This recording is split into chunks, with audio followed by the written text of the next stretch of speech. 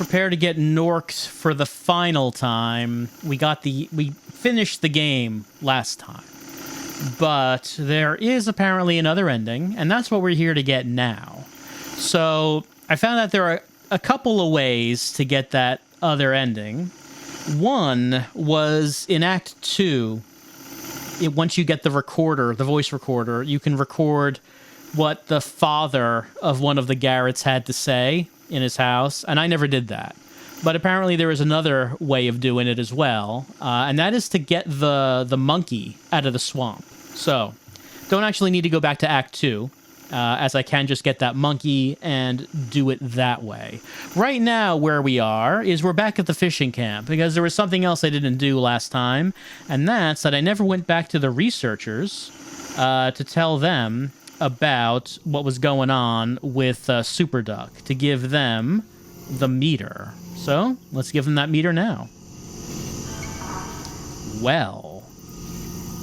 The researcher stares at the meter with a neutral expression. How's it look? Anything like the Fat City node?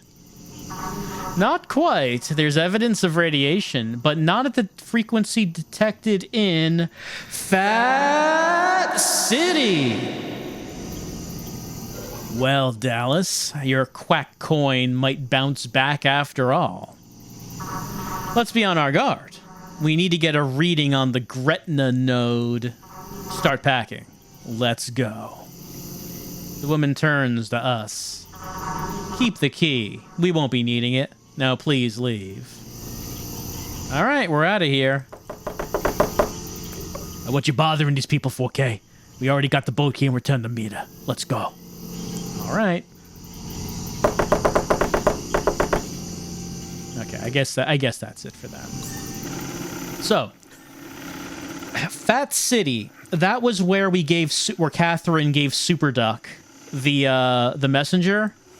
This guy, and I guess that's where the primary radiation was. Apparently, the Super Duck node in the swamp. Apparently, that has some radiation, but not as much as the one in Fat City. So I think that they were implying that maybe Super Duck isn't going to die after all, because Super Duck appears to be dying due to that radiation. But if it's only mostly one part of it, maybe the rest of the network will survive. And Dallas's quack coin will be worth something. Won't that be nice? At least that's what it seemed like that they were saying. Now, doesn't seem like that much information, I guess. Also, Super Duck surviving, that doesn't sound like a great thing. Doesn't sound like we would want that, does it? I think that we have to go up and around, I think. As Super Duck does seem to be some sort of bizarre abomination beyond our understanding. It's amazing how little explanation we've gotten about that. We know that there's a company that copies your brain to a hard drive, and like people might do that when they're dying to save their brain in a digital form. Catherine did that. We don't know why, but she did. But we know Catherine's friend Duck did the same, but somehow something happened to his brain drive, got out there somehow, and started growing through the ground, creating giant flesh bird trees, and is now a network called Super Duck that deals in crypto. And it has unknown powers. And that's just kind of all the information we're getting on that, I guess. Is this Monkey? Yep, that's Monkey.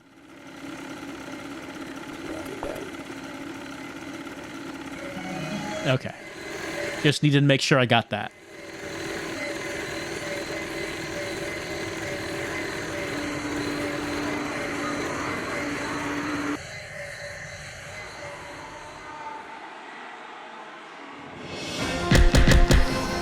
Keith has entered the ring. Right, he's doing his stream that no one's watching. I mean, if Keith got this scoop and still no one was watching the stream, I guess it's kind of a lost cause, Keith, because it seems like this might have generated some interest. I don't know. Maybe if you kept recording and you got footage of the rocket exploding in the sky, I don't know. Maybe that would have made the news. People would hear of the stream. Maybe that would get some attention. Possibly. I'm not sure about that. All right. So we already talked to everyone. We don't need to do that again. Where do I want to go? I want to go to the shipping container. All right. So I mentioned that we can use this monkey, or we could have used the recording of the father of one of the Garretts. Whose father is that? Whose monkey is this? It's actually not our monkey. Our monkey is long gone.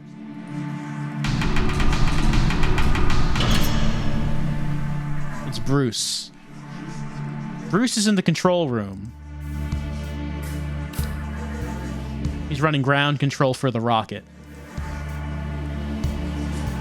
What does Bruce think about Monkey?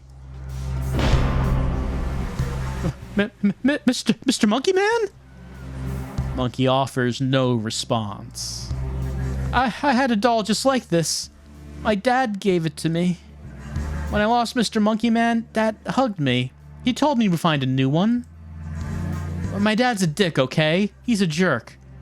But he gave me Mr. Monkey Man, my best friend. I'm sure he loves you, kid. Us old-timers we just don't know how to talk. I shouldn't be here right now. I should be home. This thing's just gonna explode. Even he thinks so. He's right. Bye, assholes.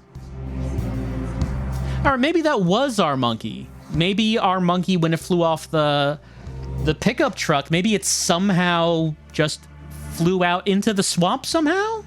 Because his monkey, Bruce's monkey, he had it when he was a kid. That's not recent. So, all right. Either way, he gained a surge of emotion, of compassion for his dad, and he left. A tangled mess of electronics and display monitors clutter the interior of the container. And now there is no one in the control room. And we know what this Garrett wants.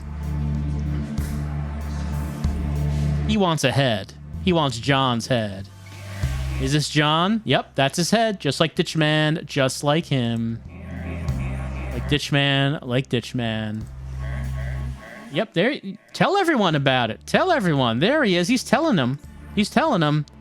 Let's go talk to these gentlemen. Hello. What's happening here? Right? The sniper.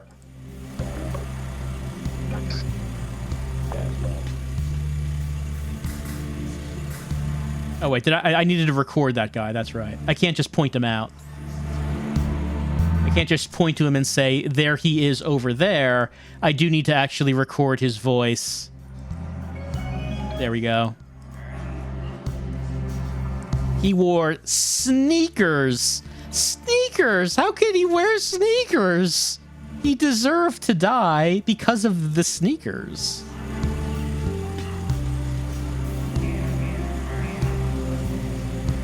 I guess we need to talk to him to... Yeah, and then give it to him.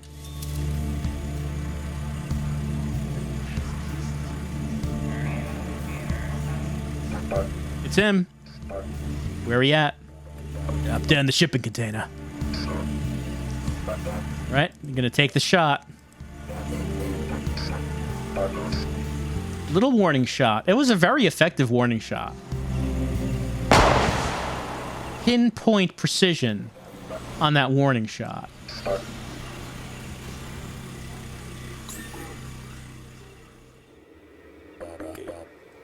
Yeah, just one little gunshot, and everyone ran away. It's weird.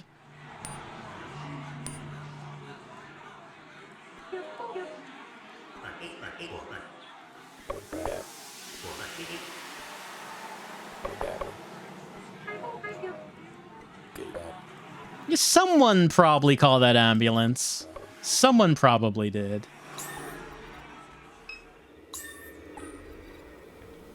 Look, everyone's got phones, right? It's not like we need to do it. sure someone will, you know, it's fine. All right, we go inside, and then things get a little weird. Things get a bit strange. I like how, like, it's a rocket, but it has a hardwood floor, and there's just, like, a couch and, like, a regular table with PCs here. And, like, LeBlanc is saying, this looks like a legitimate operation, bruh. Here comes the ball. It's going to give us a big kiss. Mm-hmm.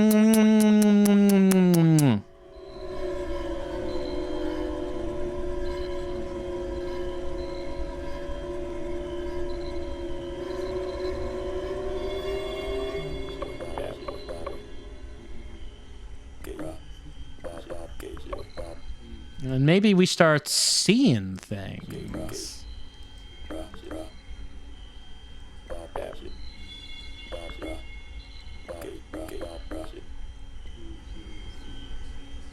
And where do we go? But where the light tells us to go.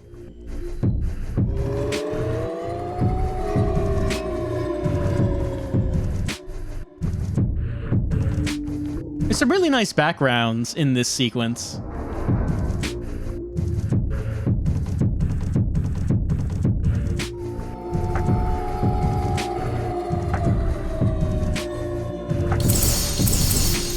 Time to fight.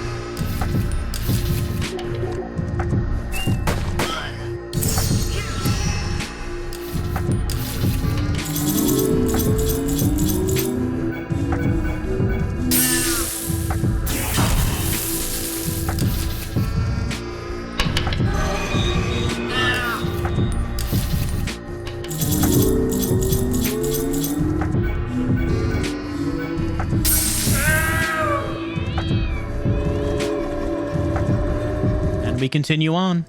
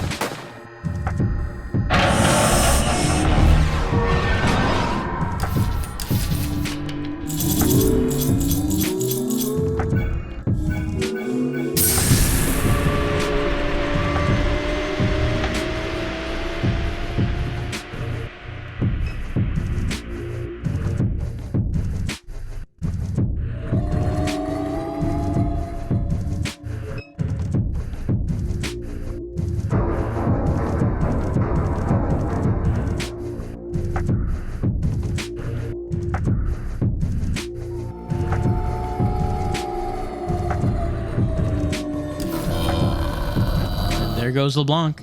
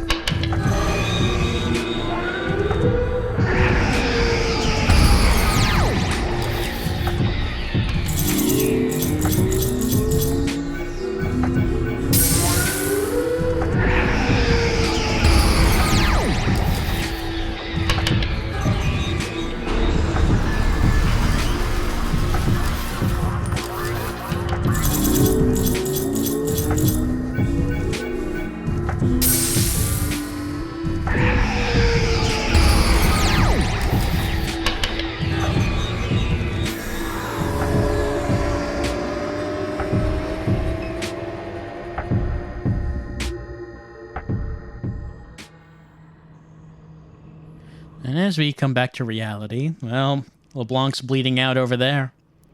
Guess Ditchman got him. But we already know that.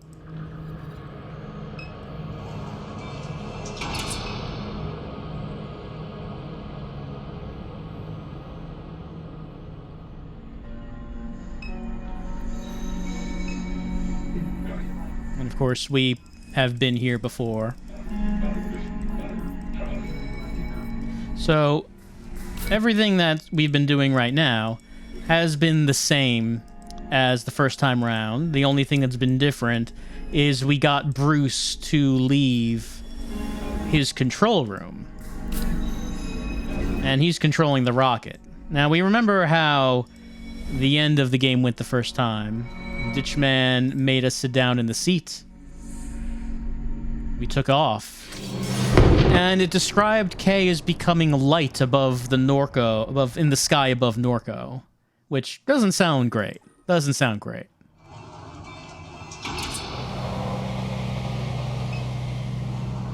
But Bruce is not in that control room anymore.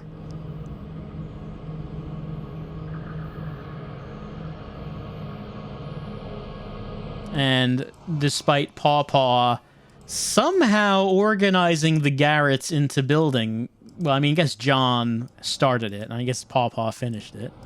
Somehow this group actually built this thing. Despite Pawpaw clearly having big plans. Maybe possibly he didn't plan on Bruce leaving his post. A visit through the house. In the... supposedly off in the future when the house floods for the final time. As we had that premonition of it way back at the beginning of the game.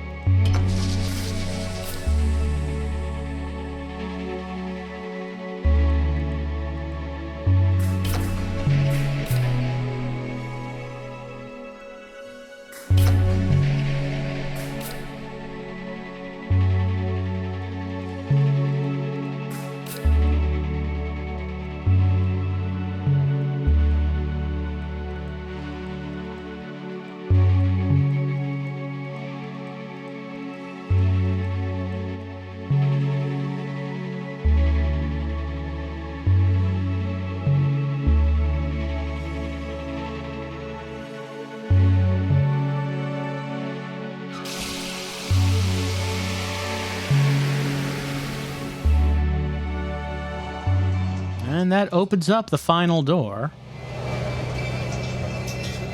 where Pawpaw awaits, as well as Blake and the corpse of Mom. And I guess if that's where that end is, then I guess our mind map isn't going to get any bigger than it is right now. So I guess let's take a final look at it before we head on in there. The old man in NORCO named Pawpaw had delusions about our mom. He believed her to be a descendant of Jesus Christ by way of her Cajun ancestry. Blake saw him wandering near our mom's tomb. Million was shot in the face. After discovering our mom's head drive, Million attacked us. LeBlanc was passing by the house, heard the commotion, and rushed to help. He shot her multiple times, destroying her processor. Million was a spy LeBlanc believes that Million was a spy for Thomas St. Clair, planted to keep in our home. Yeah, speaking of Thomas St. Clair, we actually met him once, and considering he seems such an important character to the background of Norco, it's funny that we only, meet him this one time. Well, technically twice. But he's just kind of off in the background.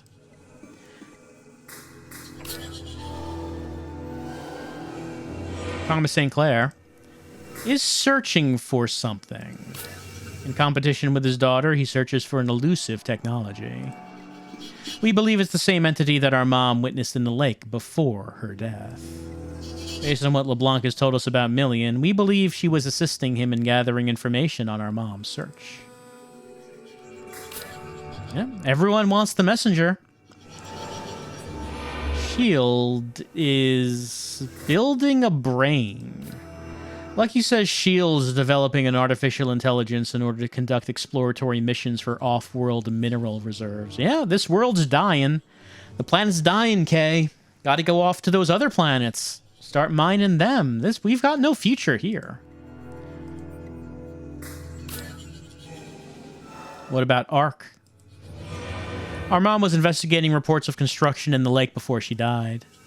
We determined that the unpermitted construction in question was related to a spacecraft deep in the wetlands that surround Lake Pontchartrain. Alright, so this has been in construction for quite some time then. The sunken head? There's a head in the lake. The Garretts are looking for it. Well, we know all about that. Something in the lake? Our mom saw something in the lake.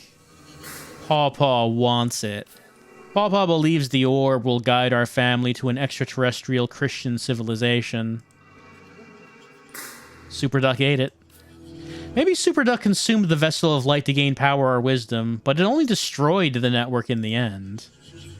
Well, maybe not. Maybe it might make a comeback, according to what the researchers said. Maybe the job wasn't finished. I mean, Superduck, it wouldn't seem so ominous if it didn't take the form of weird flesh trees. Does it have to do that? Couldn't it look like something a bit more friendly?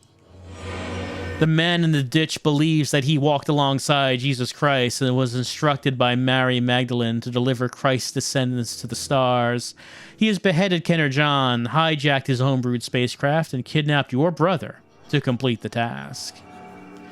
Does he really want to go to the stars? Because this rocket explodes, and it seems like everyone predicts that the rocket is going to explode. Even some of the Garretts say it's going to explode. Does Pawpaw know that? I don't know what Pawpaw knows. None of us know what Pawpaw knows. He planted a bomb in S.H.I.E.L.D.'s catalytic cracking unit, causing the explosion that killed our father many years ago. The Garretts are meeting at John's Pond. The letter on the fishing camp bulletin board instructs Garretts passing through to meet at John's Pond on the northeast side of the lake for the launch. They may have Blake and our mom. We found a note at Duck's house that suggests the Garretts may have kidnapped Blake.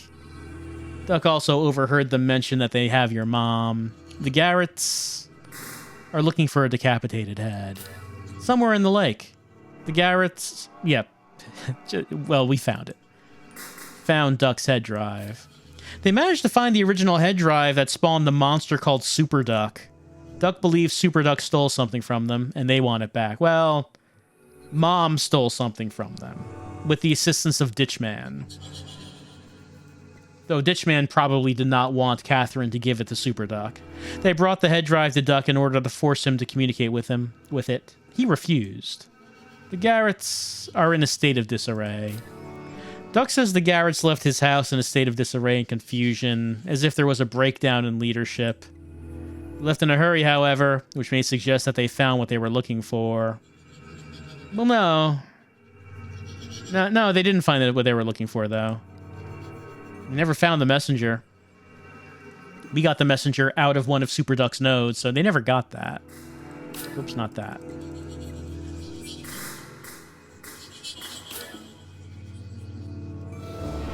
Super Duck is dying. A group of researchers at the fishing camp in LaBranche have evidence to suggest that some event had led to the rapid decay of the Superduck network. We infer that the network's decay is the result of a luminous sphere vomited up by a superduck node in the lake. Superduck may have contributed to our mom's death. Our mom was in remission when she visited the superduck node in Fat City. Following this exposure, her relapse was rapid, and her death came soon after. The high-frequency radiation emitted by the superduck node may have played a role. Superduck is a viral fork. Superduck is a viral fork of Duck's consciousness created by the same neural versioning clinic that our mom visited before her death. The head drive that once hosted the version somehow escaped Duck's possession and spread like a network virus. It eventually manifested itself physically into what Duck describes as a monster. Yeah, monster is probably a pretty accurate description. Superduck contracted our mom.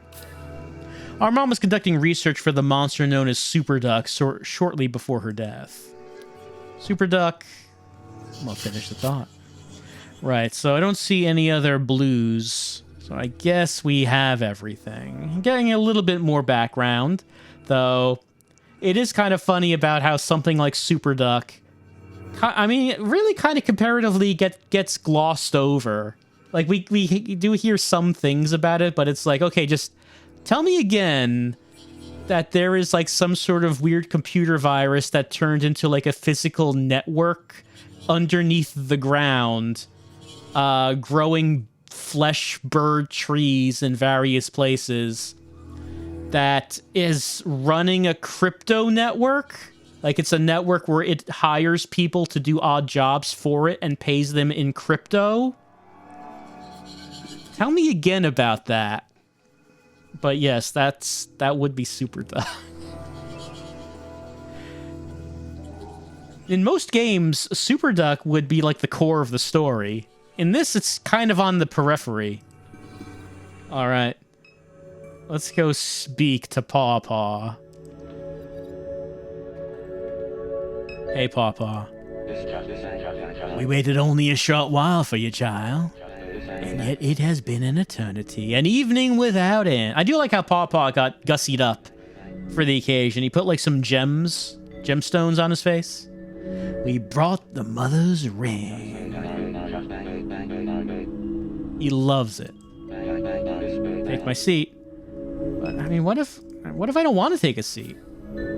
Well, I mean, there's nothing else to do, I think. We can look at things.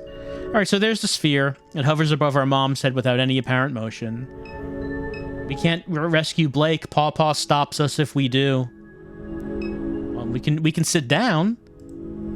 And we know what happened last time when we sat down. Pawpaw called for the rocket to be launched.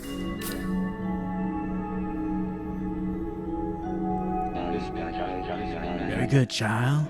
I know that you are both afraid, but remain strong. You will be rewarded for your courage in the world that awaits. And he calls the control room. Garrett, my boy. Garrett, come in, boy. Bruce, answer me. Did your daddy call you home? Bruce? Bruce? Not to worry, Kay. Be with your family. I will return shortly. And then it will be time. Only a moment. This chamber is yours, and there's no leaving it now. Not for you. Not for Blake. Settle into your fate, okay? Yes. Settle in. Pawpaw walks quickly out of the room and through the steel doors at the end of the hall. We'd immediately spring from the seat. Alright, let's get Blake out of there. We rush to untangle Blake from the mess of rope and duct tape that binds him to the chair. As we peel... Oh, Blake, we got a new party member. As we peel the tape from his face, he lets out a helpless and exaggerated cry of terror, which I guess would sound something like... Something like that. I like how we both have these frowny faces. You see it all in your brother's eyes. You see him exiting the rideshare outside the bar. You see the boys in the van. They wait a breath before they jump out and grab him. He screams, he panics. They throw a bag over his head and repeatedly hit him with small extendable batons until they're certain he's unconscious. Well, that's no way to treat the descendant of Jesus. There is darkness, color, blood, screams, light. He's in a chair. Not here, down below. Beyond the door, a riot is unfolding. A gunshot. The sounds of crowds. The old man sits there before him, applying mascara with a small pocket mirror. His face is covered in little plastic jewels. They crack and peel from his face as he smiles. Oh, not even real jewels, Pawpaw. I think this is a special occasion. Blake, he says, you're awake. The others turn away as he begins to laugh. Little flashback of how he got here. We wrap our arms around our mom's corpse and lift her from the throne. She's even lighter than we expected. She feels like a bundle of... Oh, Mom joined the party. She feels like a bundle of sticks wrapped in fabric. She smells like orange peels and myrrh. Hey, Mom. Your mom, decayed in our arms, smells of myrrh, masking an intensely sour odor. Yeah, I mean, she's been rotten for a bit. What about you, Orb? The sphere hovers above our mom's head without any apparent... No? Don't want to come with us, Orb? Alright, well, that's probably for the best. You might be radioactive. I'm not entirely sure about that. You might have killed Super Duck and Mom through radioactivity. So maybe me now as well. Hello, are you coming?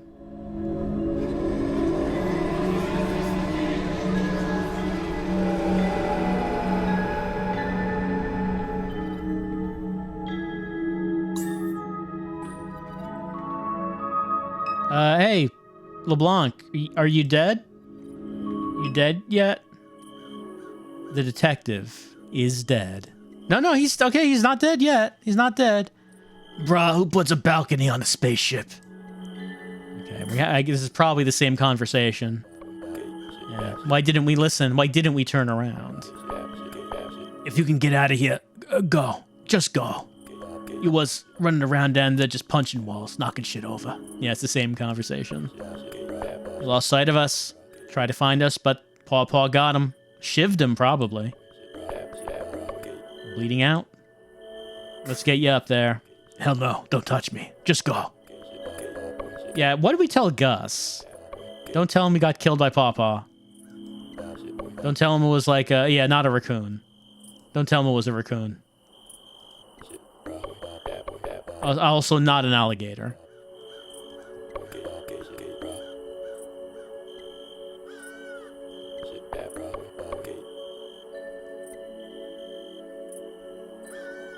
And that's the end of LeBlanc. And off in the distance, there's a face and an icon, which definitely means dive into the water. So, I guess that's the way to, that's the exit. Let's head off. Dive into the lake. Yes. We approach the railing.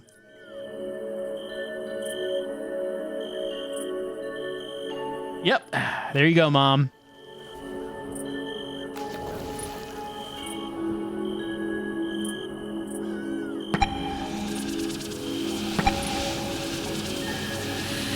Out of here.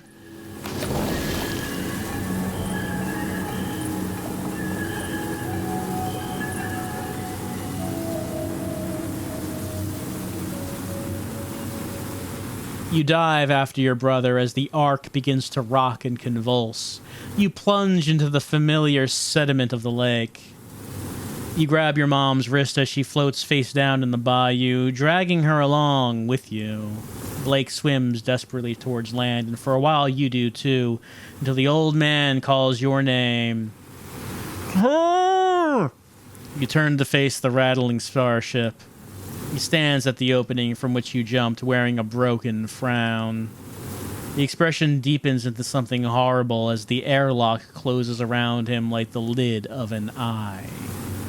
The ark begins to lift from the ground, sluggishly with great effort. You hear cries from somewhere in the swamp. Screams, angry protestations. All at once, the towering piece of machinery tilts away from you and collapses violently. You exhale and drop deeper into the water as a wall of flame rips across the bayou. Your mom's body has already found its way into the depths. Her eyes are open, glowing, sparkling green. Her hand moves towards you, seemingly of its own impulse. It caresses your face as more explosions rock the swamp above the water's surface. The words that leave her mouth echo clearly. Kay, my child, I understand that you wish to remain here in this wretched world, though I don't understand why. But your pawpaw is a patient man, and your pawpaw will never die. You fight your mom's arm away and kick towards the water's surface. When you emerge, you see your brother on a nearby island, running like a hunted animal into the night.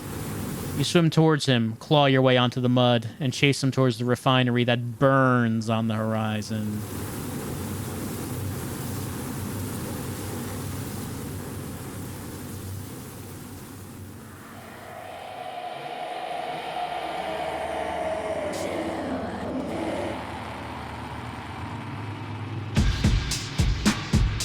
Well, I don't know about that bit about Pawpaw never dying. I feel that the exploding rocket probably will do a pretty good job of killing him. I mean, unless Pawpaw was quite literal about being alive during Jesus's time, then maybe it won't kill him. Maybe. Well, that is the other ending to Norco. The better ending, because in the first one, Kay and Blake die along with Pawpaw in the rocket. In this one, they get out. They're able to escape. What happens after that? Well, I mean, the house still exists. They could go back to the house and try to eke out a life, an existence in Norco. Kind of a difficult place to make a living, though. Maybe Kay goes back out onto the road where she was before the events of the game started. What does Blake do? I don't know. The way they were describing Blake, it sounded like he didn't have much direction or much future. But who knows? Maybe being in this crisis could maybe kickstart something in Blake, and maybe he could get some idea of what he possibly could do. Is Super Duck dead? No. Apparently it is not dead, and maybe it won't be dead, which sounds like a concerning thing. The CEO of S.H.I.E.L.D., the old man, he's just watching. He's just watching and learning, not really getting directly involved in things. But it did say that S.H.I.E.L.D. does want to build a brain to go out into space for mining other planets. So basically, it sounds like they want to create their own Super Duck. It's just that Super Duck is the non-corporate version of it. Which just means that the version that S.H.I.E.L.D. will make will be like Super Duck, except boring and not as effective, is probably what that would mean. Is Pawpaw dead? Yeah, well, I mean, look, Mom's corpse said Pawpaw will never die. I feel the rocket explosion would probably do a good job of killing him. I feel.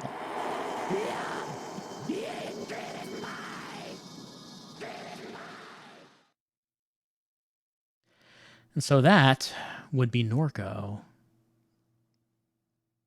That is I was into this. It's kind of a really it's a story that's really tries to be more evocative than maybe comprehensible. It's a story of a lot of emotion and visuals and sound and purple prose. Rather than maybe a more traditional story structure. Like in a more traditional story, there probably would be more about Super Duck. There probably would be more about the corporate structure of S.H.I.E.L.D. There would be a bit where hey, it's up to us to take down S.H.I.E.L.D. There would be like a bit with that. I mean, we go to S.H.I.E.L.D., but it's not to take them down. It's to get a box. We want to get a box back.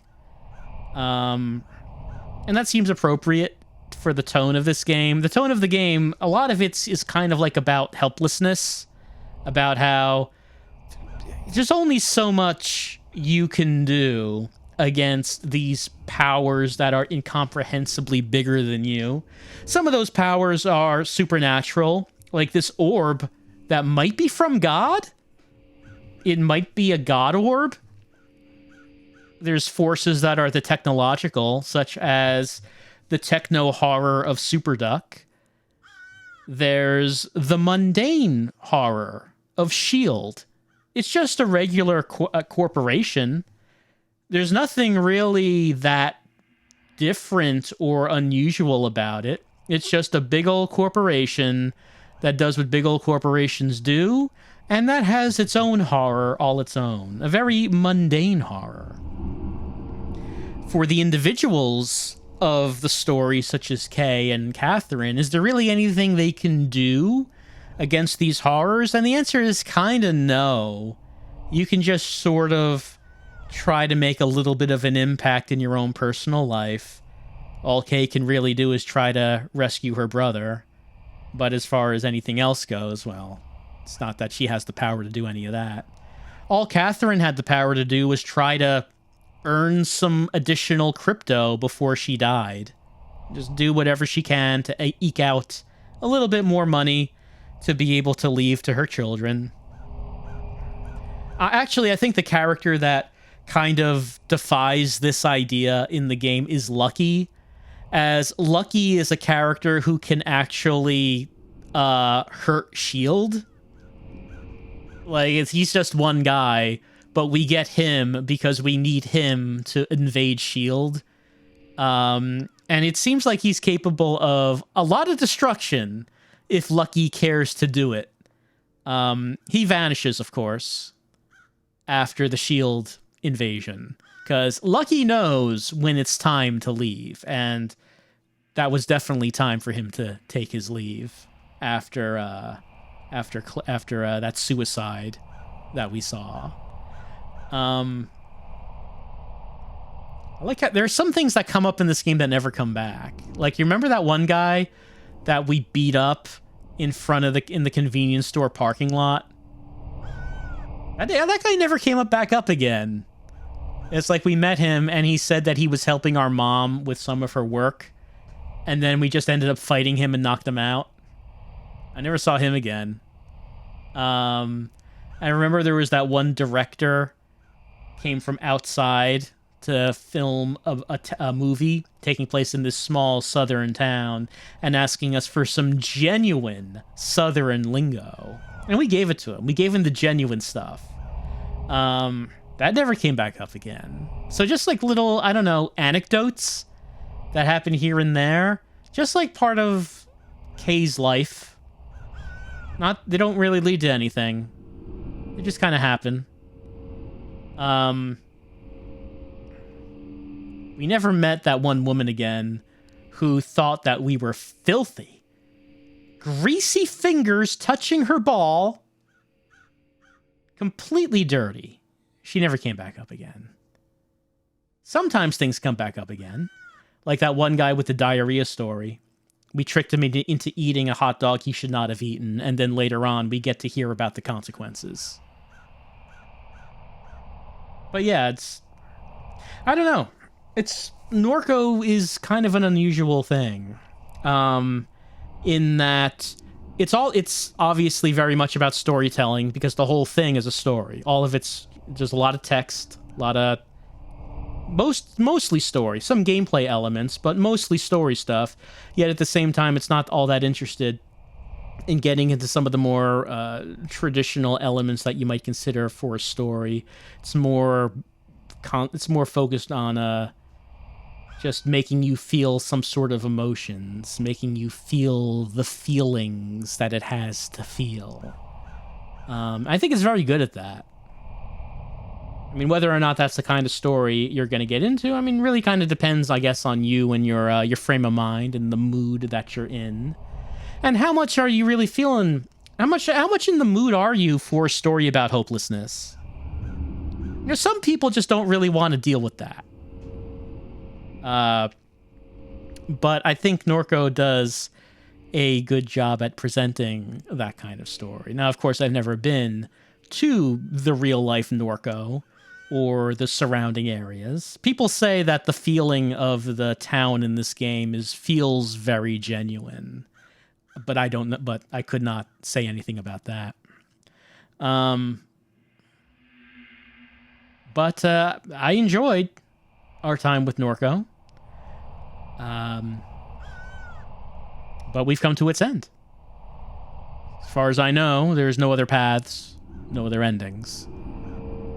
All we can do is now just sit back and think about if you're looking to make some crypto and you get on that network that says go to this place, pick up this thing, and take it to this factory, and you will earn some crypto. Maybe think twice about that. Maybe I don't need that crypto that much. Maybe you might be getting involved in something that you should not be getting involved into. Learn some lessons from Norco.